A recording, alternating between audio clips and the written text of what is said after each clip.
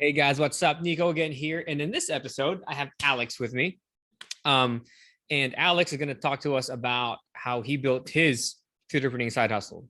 Again, as always, all the links for this episode is in the description below if you're on YouTube. And if you're on your favorite podcast player, it's in the show notes. Make sure you guys stay till the end. And I'm going to give you guys your product that you guys can start.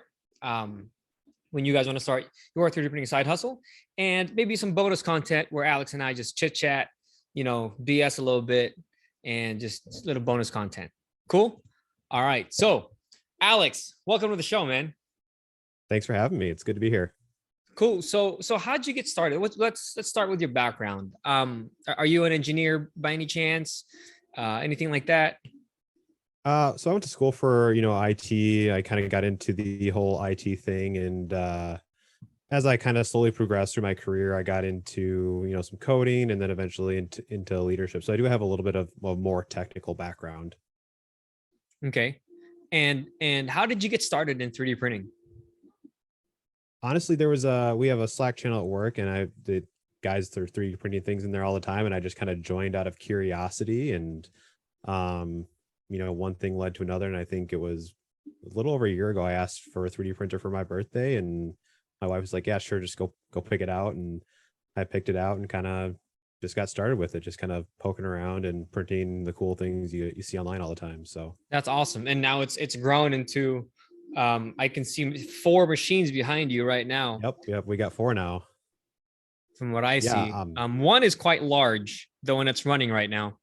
Yeah, that's I think it's the artillery sidewinder X2 we got going back there. Gotcha. Awesome. That's the biggest one I got. So sweet, man. So let's dive into the business here a little bit. How much are you making profit on your business per month right now? Oh, I didn't do profit numbers. I did some sales numbers. Okay, let's do revenue. What's revenue looking like? Revenues anywhere between 1,500 and $3,000 a month, depending on just a lot of different things. Okay, as a side hustle, that's pretty healthy. Yeah, that's pretty healthy. Even if you net $1,000 from that 1,500, that's 1,000 tacos. Yeah, and I try to pay myself around 500 a month just for some fun money, and try to invest the other 5 or so, maybe a little bit more, back into the business where I can. So that's awesome, man. So what is it exactly that your business does? What do you guys sell? Let me grab. So our big seller is it's like this car cup extender thing for like hydro flasks and Nalgene's. So kind of the idea behind it was I got my 3D printer. We had gone out to Colorado for a trip, and my wife bought an Nalgene out there and brought it back. And we were driving between venues at a wedding one night, and she kept slamming her finger into it when she shifted into park, because it was just kind of sitting up in like a weird spot, right? And I was like, I think I could print something that would make it fit where the cup holder actually is. And so I printed it. It worked, and she was like, you should sell these, people would buy these. I was like, oh, I never thought of it like that, and just kind of took off from there, right? That's awesome, dude. So how'd you come up with that idea? I mean, aside from so I figured that you could probably just make an extender. And then I was like, I'm probably going to try and sell these on Etsy. So it's probably got to be like more of like a custom design than just kind of like a generic, whatever. And you got to make it pretty. Anything on Etsy has to be pretty. Yeah. It's got to, if it's not pretty, then somebody can just go buy it somewhere else for cheaper. Right. So, right. I just kind of messed around with some different options and found this, I think it's called like a Voronoi pattern or something like that. I don't remember exactly what it's called. And then I slapped it on in Fusion 360, and it looked cool. And that's what I went with. Awesome. Sweet. So how do you figure out which new products are going to sell? Honestly, most what I make is just things that are going to help out around the house. So, there's been things like the iPhone MagSafe charger type thing, something that will hold that, that didn't really take off when I made one. Things that I use, like I built like a little cradle for my AirPods Max, that'll hold them and keep them from, they got little magnets so it won't discharge while it's sitting on there. It's just things that either my wife or I kind of think, hey, that would be cool and helpful. And then it's like, well, could I make it so that more people would look at buying that? Gotcha. So what kind of margins are you guys looking at for these? It kind of depends on what your how much you figure into it, just from like a straight up price to the actual material. It's probably about an 80% margin. Then you got Etsy, who's kind of taking some fees out there, and Sure. then boxes and some postage and stuff like that. So it probably ends up around somewhere between the 50 and 80% range. That's pretty dang good. So how'd you guys get your first clients? How did it all begin? Because at some point, right, you build it, and just because you build it doesn't mean they're gonna come. So how did you guys get your first clients? Um, so a little bit of backstory. My brother runs an online business that doesn't do 3D printing. It's completely different. And he went straight up with Shopify, right? He didn't want to have to deal with Etsy and all that stuff. And the thing I realized is that he really had to work hard to market his business. And I was like, Right. I have a full-time job. I can't spend all of my time on this.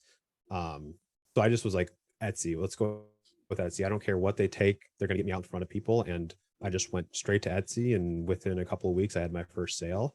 And if you're on Etsy, it's like a momentum game, right? Like you get that first sale, you're going to get your second, and all of a sudden it's just going to snowball from there for the most part, right? Cool, man.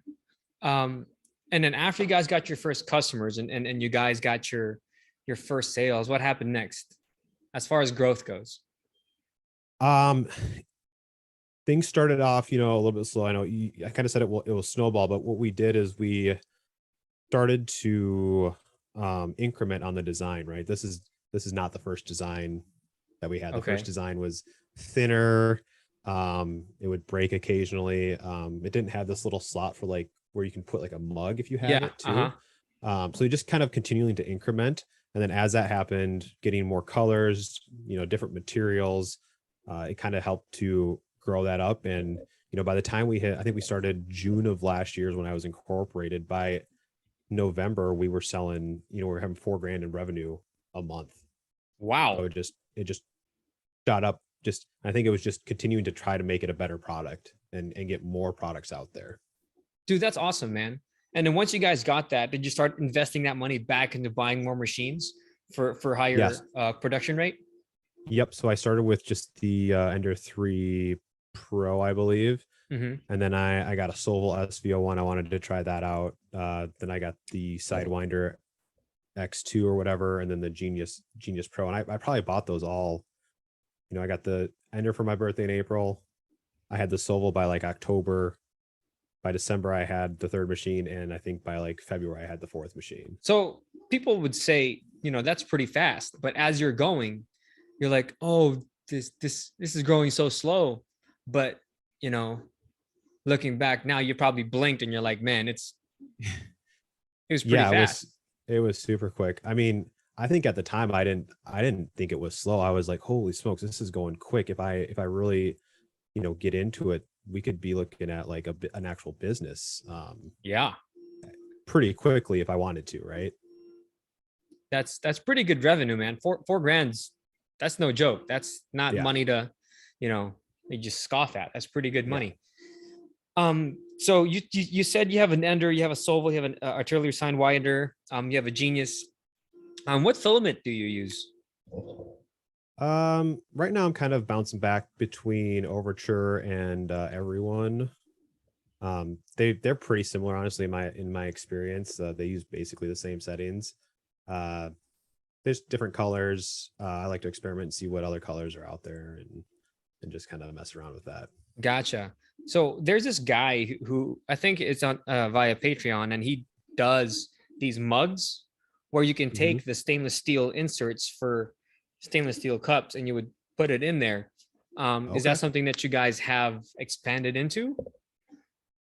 I don't think I've seen that before. That's actually I think that would be something that you guys might want to look at to add to your give me that link, because I would love to your product. See it. Yeah. It's like cartoon mugs for like, so the outside would be, like a wooden mug like you would see in the cartoons or movies and stuff, and you would put a stainless steel cup that you would buy at Walmart for like $5, and you would put it in there, and it fits right in there snug, man. That's awesome. I'll have to look into it. Yeah. So speaking of products, do you design your own products? Yeah, for the most part, I am, like you said, I have a couple Patreon memberships, and I sometimes will sell the things that they are licensing you to sell. But for the most part, I try to design all my own products. And you use Fusion 360? Fusion 360. I know a lot of people kind of scoff at that, but it's like it was the Well, easiest it thing to depends on what pick you're up. trying to make. If you're trying to Yeah. make precise measurements on stuff, Fusion 360 is incredible. If you're trying to do Hmm. more organic 3D modeling, more artistic stuff, then maybe Maya ZBrush Blender, Yep. right? Yep. Exactly. And I think Um, because I had I was incorporated, they actually have like a startup license that's completely free if you just apply to it and you have like under for a certain Fusion, amount right? of yeah for Fusion. Yep. Awesome. And where did you learn how to use Fusion?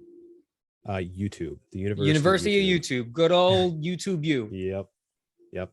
A lot of stuff out there. I mean, it started with the basics like making faces, and then from there it's just like, how do I do this thing? And hopefully try and figure out if they don't have it exactly, I'll figure out a way to make it work. That's awesome, man. Um, is there a certain YouTuber that you want to give a shout out to so we can link him? Oh, Who are you I don't following? no one specific. Is just, usually Googling whatever problem I had and finding the first thing that kind of helped me solve that issue. Gotcha. Okay.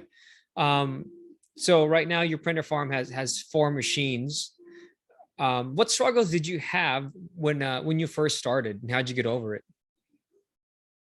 I think the struggles are mostly, I think for me, were mental.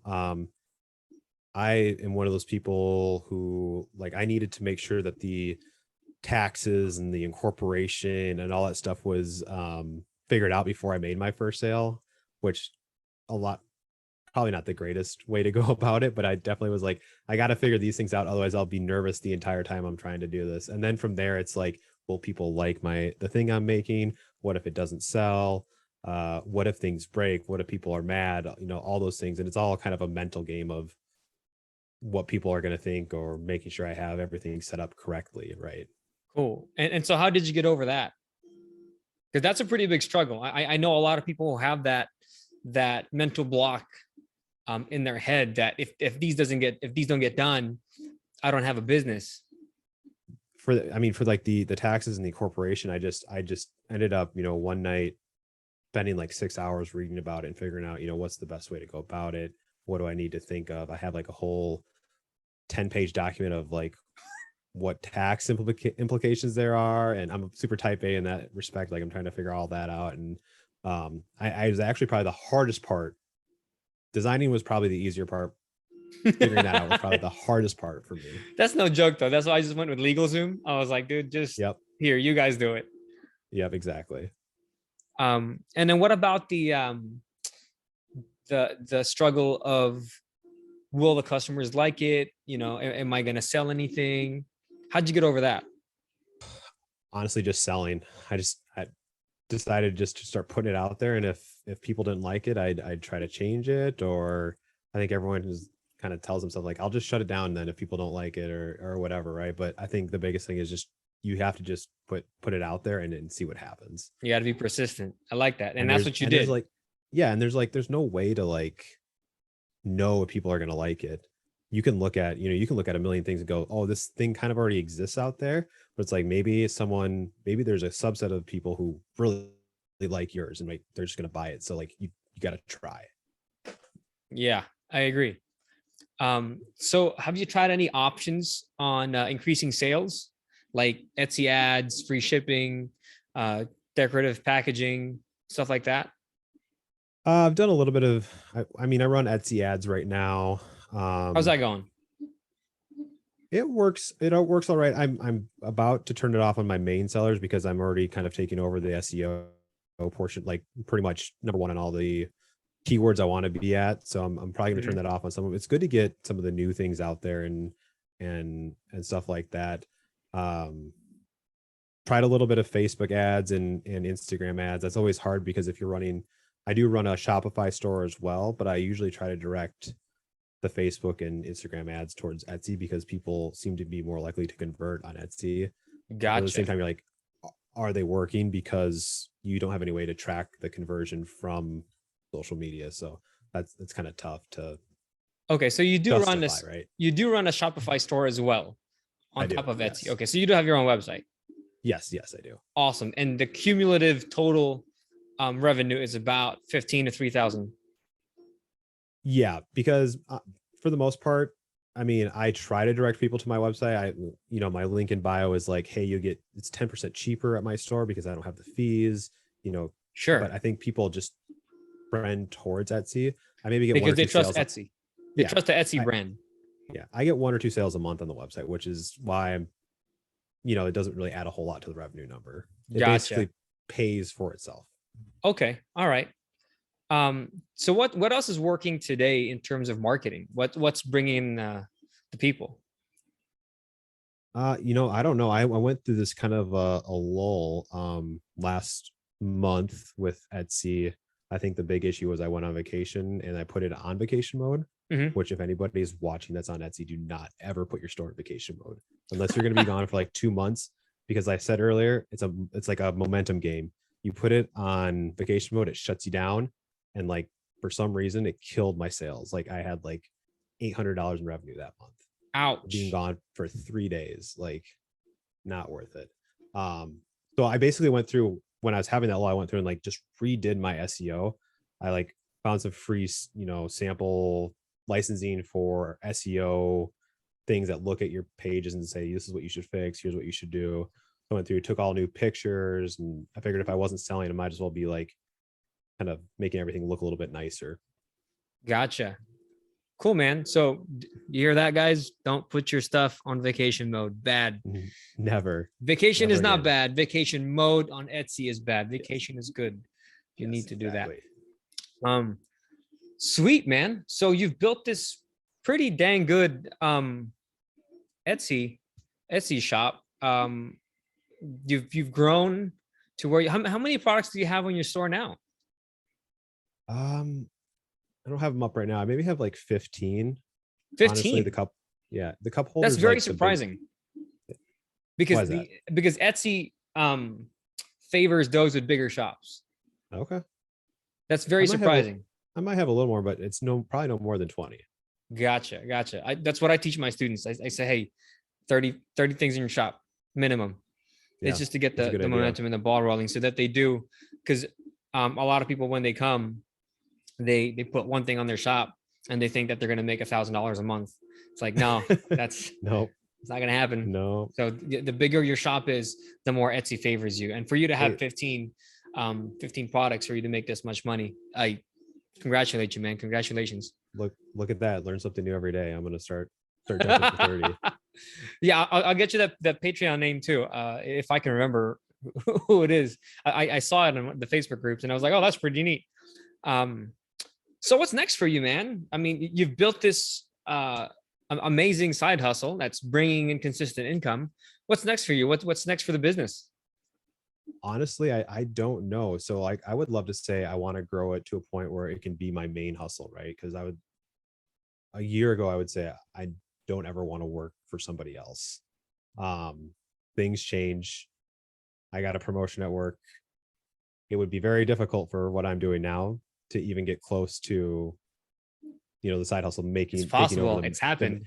It is possible. We'll talk offline. We'll put that in the bonus. Bonus stuff. Yeah, we'll put that in the bonus show. But I think something that you got to look at too is like started as a hobby, and the stress to turn your hobby sometimes into your main hustle. You don't always have to do that, right? There's some people, if you just want to go steady state, that's cool too, as long as you're bringing in that extra money that you want to bring in. Yeah. I would never say don't go for it. I would always tell people just go for it. If you think you can do it, go for it. But don't worry if you don't make it, right?